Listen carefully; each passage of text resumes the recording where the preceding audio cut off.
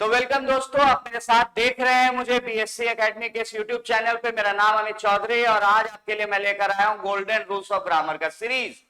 तो आप ये रोज 2 बजे दोपहर को आप मेरे साथ ये सीरीज देखेंगे और रात को 9 बजे फिक्स शेड्यूल है।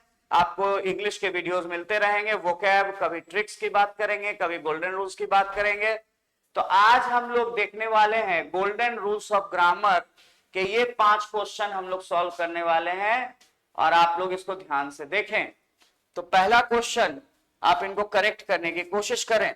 तो पहला क्वेश्चन बोलता है each of the player perform well in the match. प्रत्येक प्लेयर जो है उन्होंने मैच में बहुत ही अच्छा परफॉर्म किया। अब आप इसको कैसे करेक्ट करेंगे कमेंट में लिखें। तो मैं जान रहा हूं कि मेरे बहुत सारे स्टूडेंट्स इसका जवाब देने को तैयार हैं और सही जवाब यह है कि यहां पर हम लोग प्लेयर को हटा देंगे। प्लेयर यहां पे सही नहीं है और प्लेयर के जगह हम लोग यहां पे प्लेयर्स कर देंगे, PLAYERS, प्लेयर्स। सवाल उठता है कि प्लेयर्स क्यों यहां पर हो रहा है, क्योंकि आपको याद रखना है कि ईच का जो सिंटेक्स होता है वो सिंटेक्स ऐसे होता है कि ईच के साथ ऑफ लगाया जाता है, फिर यहाँ पे द लगाया जाता है और इसके बाद जो नाउन होता है वो नाउन प्लूरल होता है और इसके बाद जो वर्ब होता है वो वर्ब हमेशा सिंगुलर होता है। और यही कारण है कि ईच के बाद ऑफ और द के बाद जो नाउन आ रहा है ये नाउन हमेशा प्लूरल होगा। और वर्ब तो V2 फॉर्म में है, इसमें तो सिंगुलर प्लूरल का कोई भेद नहीं है। अगर यहाँ हैज हैव लगाना होता तो हम हैज लगाते, सिंगुलर लगाते। लेकिन दोस्तों याद रखना कि ईच का एक सिंटेक्स और होता है और उस ईच के सिंटेक्स में ऑफ या द नहीं लगाया जाता। और जब ईच के बाद तुम ऑफ या द नहीं लगाते हो तो ईच के बाद जो नाउन होता है वो नाउन हमेशा सिंगुलर फॉर्म में आता है और इसके बाद जो वर्ब होता है वो वर्ब भी हमेशा सिंगुलर फॉर्म में आता है। तो अगर ईच के बाद ऑफ द लगाओगे तो प्लेयर्स होगा और ईच के बाद अगर ऑफ द नहीं लगाओगे तो ईच प्लेयर होगा और उसके साथ भी इज आएगा। और ईच ऑफ द प्लेयर्स के साथ भी इज यानी सिंगुलर वर्ब आएगा और ईच प्लेयर के साथ भी इज यानी सिंगुलर वर्ब आएगा। तो मोटा मोटी कहने की बात यह है कि अगर इस लाइन को तुम्हें एग्जामिनेशन में करेक्ट करना होगा तो इस लाइन को करेक्ट करके लिखोगे ईच ऑफ द प्लेयर्स, करोगे इसको perform, each of the players performed well in the match. ये तुम्हारा करेक्ट लाइन है, प्लेयर्स हो जाएगा। दूसरा क्वेश्चन देखिएगा 7 नंबर दोस्तों, आइदर माय फादर और my sister are using their credit card. क्या करेक्शन इसमें होगा कमेंट में लिखना। इसमें एक्चुअली 2 जगह करेक्शन होगा, हालांकि वो एग्जामिनेशन में एक ही सेक्शन होगा तो हमको एक ही सेक्शन मार्क करना पड़ेगा। एक करेक्शन ये होगा कि यहाँ पर आर को काट के हमको इज करना पड़ेगा, क्योंकि जब ईच और आता है तो जो सेकंड वाला नाउन होता है, सेकंड वाला सब्जेक्ट होता है, उसके हिसाब से वर्ब चलता है और सेकंड वाला सब्जेक्ट सिंगुलर है सिस्टर, इसीलिए वहां इज होगा। लेकिन अगर ये इज होगा तो आगे का जो प्रोनाउन है वो भी देयर के जगह हर हो जाएगा। यानी इस लाइन को अगर सही करके लिखोगे जिसका करेक्ट फॉर्म हो जाएगा आइदर माय फादर और माय सिस्टर। और सिस्टर चूंकि सिंगुलर है, अगर यहां सिस्टर्स होता तो यहां पर आर आता, लेकिन यहां सिस्टर है तो सिस्टर के हिसाब से यहां सिंगुलर इज यूजिंग और देयर के जगह हर। इसी सिस्टर के हिसाब से यहां हर क्रेडिट कार्ड। तो ये हो गया दोस्तों आइदर का रूल। लेकिन मैं चाहता हूं कि तुम लोग आइदर का एक बार सिंटेक्स मेरे साथ थोड़ा सा देख लो। तो हम लोग चलते हैं नोट पे और मैं तुमको बताता हूं कि आइदर लिखने का एक तरीका होता है कि आइदर के बाद ऑफ और द लगाया जाता है और आइदर के बाद जो नाउन होता है वो प्लूरल होता है और इसके बाद जो वर्ब होता है वो वर्ब सिंगुलर होता है। तो कैसे लिखते हो, तो इसको लिखोगे either of the student, S हो जाएगा नाउन प्लूरल और यहां पर वर्ब सिंगुलर इज गोइंग। और यहां पर आइदर का मतलब क्या होता है, तो आइदर का मतलब होता है 2 में से 1। दो लोग हैं और दो में से कोई एक। तो याद रखना आइदर का यूज जब भी होता है तो समझ जाना कि नाउन का संख्या हमेशा दो के बराबर, यानी अगर आइदर कहीं आ रहा है तो समझ जाना यहाँ पर एक टू छुपा हुआ है। हमेशा दो ही छात्रों की बात होगी तभी आइदर आएगा, तीन में आइदर का यूज नहीं होता, एनी का यूज होता है। तो दोस्तों इसका मतलब द के बाद एक टू छुपा हुआ, और याद रखना संख्या जो होता है वो द के बाद आता है, द की जगह नहीं, द के बाद। तो either of the two students, ये हमेशा यहाँ टू एक मौजूद है।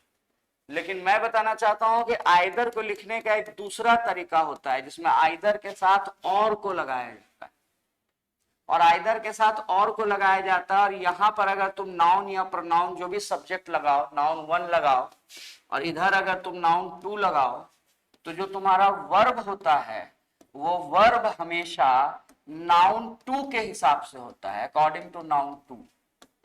उसको नाउन वन से कोई मतलब नहीं। इसका मतलब अगर मैं कहीं पे तुमको आइदर दूं और यहां बॉय लिखूं और यहां पे गर्ल लिखूं और तुमको बोलो कि डैश में इज या आर करोगे, तो तुम दूसरे वाले के हिसाब से यहां पर इज करोगे क्योंकि गर्ल सिंगुलर। अगर मैं यहां पर आइदर लिखूं और इधर बॉयज कर दूं और यहां और लिख के इसको गर्ल्स कर लूं और तुमसे पूछूं कि अब तुम क्या लिखोगे, तो तुम दूसरे वाले के हिसाब से यहां पर आर लिखोगे। अगर मैं तुमसे पूछूं कि मैं यहां आइदर लिख दूं और यहां बॉय लिख दूं और यहां और लिख दूं और यहां गर्ल्स लिख दूं और अब तुमसे पूछूं कि इज लगाओगे कि आर लगाओगे, तो तुम अभी भी दूसरे वाले नाउन के हिसाब से आर लगाओगे। गर्ल्स प्लूरल है चाहे बॉय सिंगुलर हो।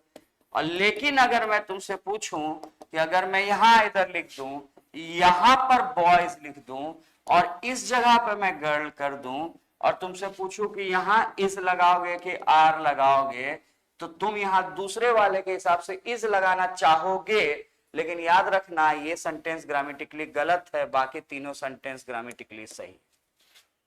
ऐसा क्यों है कि आइदर और जब आता है तो पहला नाउन सिंगुलर और दूसरा नाउन सिंगुलर हो सकता है, पहला नाउन प्लूरल और दूसरा नाउन प्लूरल हो सकता है, पहला नाउन सिंगुलर और दूसरा नाउन प्लूरल हो सकता है, लेकिन पहला नाउन प्लूरल और दूसरा नाउन सिंगुलर नहीं हो सकता। इसको हम लोग याद कैसे रखते हैं कि आइदर और जब आता है तो एस एस हो सकता है, पी पी भी हो सकता है, एस पी भी हो सकता है, लेकिन पी एस नहीं हो सकता है, पुलिस स्टेशन नहीं हो सकता है। पी एस से पुलिस स्टेशन नहीं जाना है, तो पी एस पहला प्लूरल और दूसरा नाउन सिंगुलर नहीं होता। ऐसा क्यों होता है? इसका कारण यह है कि जो वर्ब है वो हमेशा दूसरे नाउन के हिसाब से होता है, तो दूसरे नाउन को हमेशा पहले नाउन से पावरफुल रहना है क्योंकि ये मेन नाउन है। अब अगर दोनों सिंगुलर सिंगुलर है, दोनों कमजोर है, तब तो यहाँ इज है, ठीक है। दोनों प्लूरल सिंगुलर कमजोर हुआ, प्लूरल मजबूत हुआ, दोनों प्लूरल प्लूरल दोनों मजबूत है, ठीक है। ये कमजोर है और ये मजबूत है, ठीक है, क्योंकि दूसरे वाले को मजबूत होना चाहिए। लेकिन पहला वाला अगर मजबूत हो जाए और दूसरा वाला कमजोर हो जाए तो ये गड़बड़ स्ट्रक्चर। इसीलिए हम लोग पीएस को इसमें एक्सेप्ट नहीं करते। तो दोस्तों ये तो आपने देख लिया। अब मैं आपको बोलूंगा कि आप फटाफट मेरे साथ आइए। तो इसमें तो आपने समझ लिया कि क्या हो रहा है, इसमें मुझे बताने की जरूरत नहीं है। अब इसमें आपको पता चल चुका है कि इसमें हम लोग सिस्टर के हिसाब से आर को काट के इज कर रहे हैं और यहां देयर को काट के हर कर रहे हैं। और पहला भी सिंगुलर है, दूसरा भी सिंगुलर है, कोई दिक्कत नहीं। अब 8 नंबर क्वेश्चन देखिए। Mansi along with her students were on their way to the movies। यहां पर जो along with आ रहा है, along with का मतलब होता है के साथ। तो सोचो कि अगर मैं यहां along with लगाऊंगा तो कितने लोग हैं? मानसी है और उसके साथ उसके स्टूडेंट्स हैं, तो लग तो रहा है कि बहुत सारे लोग हैं। मानसी एक है, उसके साथ उसके कुछ स्टूडेंट्स हैं, मतलब काफी लोग हैं, दो से ज्यादा हैं। लेकिन एक्चुअली याद रखना कि कहीं भी अगर along with का यूज होता है तो इसका मतलब होता है साथ में, और जब साथ में का यूज होता है तो एक्चुअली दोनों आपस में जुड़ते नहीं। जो पहला सब्जेक्ट है उसके हिसाब से वर्ब होता है, दूसरे सब्जेक्ट का कोई वैल्यू नहीं। इसमें दूसरे सब्जेक्ट का वैल्यू था, याद रखना, आइदर और में और के बाद जो आ रहा था उसका वैल्यू था, उसके हिसाब से वर्ब हो रहा था। लेकिन जब अलोंग विथ आता है तो दूसरे सब्जेक्ट के हिसाब से वर्ब नहीं होता है, पहले सब्जेक्ट के हिसाब से वर्ब होता है। अब पहला सब्जेक्ट मानसी है, सिंगुलर है, तो इसके हिसाब से यहां वर के जगह वाज हो जाएगा, और इसके हिसाब से यहां भी देयर के जगह हर हो जाएगा। तो याद रखना, जब आइदर और आता है तो जो वर्ब होता है और जो प्रोनाउन होता है दूसरे वाले नाउन के हिसाब से चलता है, और जब अलोंग विथ आता है तो जो वर्ब होता है, ये जो प्रोनाउन होता है, वो पहले वाले नाउन के हिसाब से चलता है। पहला वाला नाउन अगर सिंगुलर तो सिंगुलर, ये प्लूरल तो ये प्लूरल। चूंकि ये सिंगुलर है इसलिए वहां वाज होगा, वहां पर। यानी इस लाइन को अगर हम करेक्ट करेंगे तो इस लाइन को करेक्ट करके लिखेंगे कि Mansi along with her students was on her way to the movie। तो अब सवाल ये उठता है कि सर ऐसा क्यों हो रहा है? जब along with यहां आ रहा है तो along with का मतलब हुआ साथ, तो मानसी भी है और साथ में उसके स्टूडेंट्स भी हैं, तो काफी लोग हैं, तो प्लूरल होना चाहिए। नहीं, देखो, जब तुम बोलोगे मानसी और उसके students, Mansi and her students, तब तो ये प्लूरल हो गया। मानसी भी है और उसके साथ उसके दोस्त भी हैं, मतलब मिलके प्लूरल हो गया एंड लगाने पे। लेकिन जब अलोंग विथ लगाओगे तो याद रखना, यहां पे दोनों जुड़ेगा नहीं, यहां पे दोनों जुड़ नहीं रहा है। यहां पर एक्चुअली बोला जा रहा है, मान लो तुमको बोला जाए बाहुबली अपनी सेना के साथ निकल पड़ा, तो कैमरा किस पे फोकस रहेगा? बाहुबली पे। सेना को तो ऐसा ही ऊपर से दिखा देगा कि भीड़ चल रही है, थोड़े सब लोगों का चेहरा दिखाएगा। दूल्हा अपनी बारात के साथ आ रहा है, तो कैमरामैन किसको शूट करेगा? दूल्हा को। बारात को तो ऐसे ही नाचते बाजते शूट कर दिया जाएगा, लेकिन जो खास फोकस होगा दूल्हा पे होगा। तो जब तुम बोलते हो मानसी अपने स्टूडेंट्स के साथ, तो जो बाहुबली है वो मानसी है, जो मेन हीरो है वो मानसी है, कैमरा इस पे फोकस है, यानी जो शुरू में आ रहा है उस पे फोकस होता है। तो याद रखना ऐसे कौन कौन से शब्द हैं, तो याद रखना जब भी किसी लाइन में विथ आ जाए, अलोंग विथ आ जाए, टुगेदर विथ आ जाए, एज वेल एज आ जाए,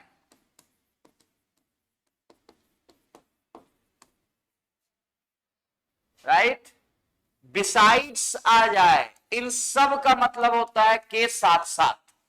Mansi along with her student, Mansi के साथ साथ उसके स्टूडेंट, इन सब का मतलब होता है के साथ साथ। और ये सारे शब्द जब भी आते हैं तो इनके बाद वाले नाउन को वैल्यू नहीं दिया जाता है, इनके पहले वाले नाउन को वैल्यू दिया जाता है, और इसके हिसाब से यहां पर वर के जगह वाज और यहां देयर के जगह हर हो गया। नेक्स्ट क्वेश्चन देखिएगा दोस्तों, क्वेश्चन नंबर 9, बड़ा इंटरेस्टिंग क्वेश्चन है। You and he must work together। क्या I, you and he must work together, इसमें क्या प्रॉब्लम है, इसमें क्या गलती है? याद रखना, एक छोटी सी कहानी मैं सुनाता हूं। मान लो तुम इंडियन टीम के कैप्टन और एक मैच हो रहा है और तुम कैप्टन हो और तुम्हारे नीचे एक वाइस कैप्टन है और पूरी टीम। अब यहां पर इस खेल में 3 लोग खड़े, तुम खड़े हो, तुम्हारा वाइस कैप्टन सामने खड़ा है और क्रिकेट की पूरी टीम वहां खड़ी। अब तुम्हारा वाइस कैप्टन आया और बोला कि कैप्टन सर हम मैच जीत गए। तो तुम सबसे पहले अच्छी खबर है, सबसे पहले किसको कॉन्ग्रेचुलेट करोगे? खुद को करोगे, वाइस कैप्टन को करोगे कि टीम को करोगे? तो बहुत सारे लड़के यहां पे जवाब दे देंगे कि टीम को करेंगे। गलत जवाब, पहले हम वाइस कैप्टन को करेंगे, क्योंकि जो हमको खबर सुना रहा है सबसे पहले तो हमको उसको कॉन्ग्रेचुलेट करना चाहिए, और ऐसे पे वाइस कैप्टन है। तुम्हारे बाद वही टीम का मालिक है और उसने तुमको आके खबर सुनाई, तुम्हारे एब्सेंस में उसने टीम को लीड किया, तुम्हारे बाद वो कैप्टन बन सकता है, तो तुम सबसे पहले तो खबर सुनाने वाले को ना बोलोगे कि तुम को थैंक यू बोलते हैं। तब किसको थैंक्स बोलोगे? तब टीम को, सारे लोगों को। और तब किसको थैंक्स बोलोगे या किसका महत्व बताओगे? अपना, सबसे लास्ट। कैप्टन को अपनी प्रशंसा सबसे लास्ट में करनी चाहिए, पहले वाइस कैप्टन, फिर टीम और फिर खुद के बारे में। तो दोस्तों याद रखना। और दूसरी बात, मान लो तुम्हारा वाइस कैप्टन सामने आया और बोला कि सर हम लोग टीम हार गए, मैच हार गए, तो सबसे पहले इल्जाम, दोष, ब्लेम किसको दोगे? सबसे पहले ब्लेम दिया जाना चाहिए कैप्टन को। कैप्टन अपने ऊपर ब्लेम लेगा सबसे पहले कि मेरे कारण मैच हारा गया। तब दूसरा ब्लेम किसका होगा? वाइस कैप्टन का। और तब सबसे आखिरी में ब्लेम किसका होगा? इल्जाम किसका होगा? पूरी टीम। तो याद रखना दोस्तों, जब भी कोई पॉजिटिव खबर हो, पॉजिटिव बात हो, कोई पॉजिटिव थॉट हो, कोई पॉजिटिव बात बोलनी हो, मैच जीतने की बात बोलनी हो, तो जो प्रोनाउन को अरेंज किया जाता है, सबसे पहले मैच जीतने में किसको थैंक दोगे? वाइस कैप्टन को। वाइस कैप्टन कौन है? तुम्हारे सामने है। तुम्हारे सामने मतलब सेकंड पर्सन। तब किसको थैंक्स दोगे? तब पूरी टीम को दोगे। टीम कौन है? Third person. और फिर अपना तारीफ करोगे, तुम कौन हो? First person. तो जब कोई पॉजिटिव विचार बोलना हो तो प्रोनाउन को सेकंड पर्सन, तब थर्ड पर्सन और तब फर्स्ट पर्सन, ऐसे अरेंज किया जाता है। और जब कोई नेगेटिव विचार देना कि भैया हम लोग मैच हार गए, तो सबसे पहले किसको इल्जाम दोगे? अपना, यानी सबसे पहले फर्स्ट पर्सन। तब किसको इल्जाम? वाइस कैप्टन यानी सेकंड पर्सन। और तब किसको इल्जाम है? पूरा टीम यानी थर्ड पर्सन। तो जब कोई पॉजिटिव खबर बोलना हो तो हमेशा प्रोनाउन को 2, 3, 1 यानी सेकंड पर्सन, थर्ड पर्सन और फर्स्ट पर्सन में अरेंज करना। और जब पॉजिटिव खबर देना और जब नेगेटिव खबर देना हो तो 1, 2, 3 यानी पहले फर्स्ट पर्सन, तब सेकंड पर्सन, तब थर्ड पर्सन। अब एक सवाल इसमें दिमाग में आएगा, सर कभी कभी तो मैच ड्रॉ हो जाता है, तब क्या करेंगे? तो मैच ड्रॉ होना भी कम से कम हारने से तो बेहतर है ना भाई। मतलब वो भी पॉजिटिव की कैटेगरी में भी आएगा। तो कोई न्यूट्रल बात होती है, कोई न्यूट्रल बात होती है, उसको भी हम लोग पॉजिटिव की कैटेगरी में ही मान के 2, 3, 1 में टाई मैच हो गया, इसमें भी 2, 3, 1 का अरेंजमेंट होता है। तो इसमें हम लोगों को साथ काम करना चाहिए। तो कैसा बात है? पॉजिटिव की नेगेटिव, पॉजिटिव बात है, साथ में काम करेंगे। तो साथ में काम करेंगे तो अरेंजमेंट क्या होना चाहिए? 2, 3, 1 होना चाहिए। तो 2, 3, 1 होना चाहिए। तो यहाँ पे क्या होना चाहिए? सबसे पहले 2 यानी यू आएगा, तब 3 यानी ही आएगा, और तब 1 यानी आई आएगा। तो होना चाहिए you, he and I must work together. और लास्ट क्वेश्चन है दोस्तों आज के सेशन का 10वां क्वेश्चन देखिए, these are the best which we could get. इसमें क्या करेक्शन है कमेंट में लिखना। इसमें करेक्शन ये होगा कि विच को काट के हम लोगों को यहाँ पर दैट करना पड़ेगा। यहाँ दैट एक रिलेटिव प्रोनाउन है, इसका मतलब है जो। और जब भी कोई सुपरलेटिव वर्ड आता है, सुपरलेटिव का मतलब जानते हो ना, जिसके पहले दा लगा हो और जिसमें ईएसटी लगा हो, जैसे बेस्ट, वर्स्ट, ईएसटी एसटी लगा हो, best, worst, finest, poorest, cheapest, cruellest, on, ये सब मोस्ट, ये सब होता है सुपरलेटिव। जब भी कोई सुपरलेटिव वर्ड आ रहा हो और उसके बाद अगर आपको रिलेटिव प्रोनाउन लगाना हो तो रिलेटिव प्रोनाउन के रूप में सिर्फ और सिर्फ दैट का यूज होता है। इसका मतलब यहां पर विच के जगह हम दैट लगाएंगे। दोस्तों आगे के क्वेश्चंस आप देख पा रहे हैं, मैं आपके लिए काफी क्वेश्चंस लेकर आया हूं। ये पीडीएफ भी आपको मिल जाएगा लिंक में, और मैं चाहता हूं कि आप लोग इन क्वेश्चंस को बनाएं और इनके एक्सप्लेनेशन को मेरे साथ देखें। और हर रोज 2 बजे ये सीरीज आपको मिलता रहेगा और आप मेरे साथ सॉल्व करते रहेंगे और हम लोग गोल्डन रूल सीखते रहेंगे। मेरा नाम अमित चौधरी है। अगर आपको सेशन पसंद आया हो, कोई नई बात आपने सीखी हो, तो वीडियो को सेव कर ले, लाइक करे, शेयर करे, चैनल सब्सक्राइब कर ले, नोटिफिकेशन ऑन कर ले और कुछ कमेंट करें। हम लोग फिर मिलते रहे। Thank you, God bless.